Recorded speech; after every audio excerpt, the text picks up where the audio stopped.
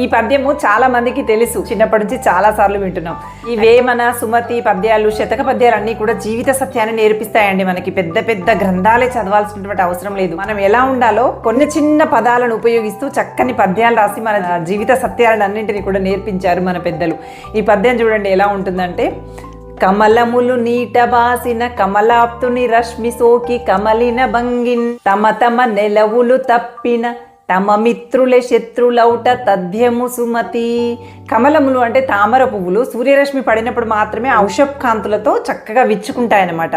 కానీ అవే సూర్యకిరణాలు మొక్క పైన ఉన్నప్పుడు ఏ సూర్యకిరణాల ద్వారా అయితే కమలము విచ్చుకుందో ఆ మొక్క నుండి పక్కకు తప్పుకోగానే అవే సూర్యకిరణాల ద్వారా ఆ కమలము వాడిపోయింది అని చెప్తున్నారనమాట. ఇక్కడ అర్థం ఏంటంటే, కొంతమంది స్నేహితులు ఉంటారట జీవితంలో, వాళ్ళు మనతో ఉన్నంత వరకు జీవితం అంతా బాగానే ఉంటుంది, కానీ వాళ్ళకి కొంచెం స్థానచలనం జరిగో ఒక గొప్ప స్థాయి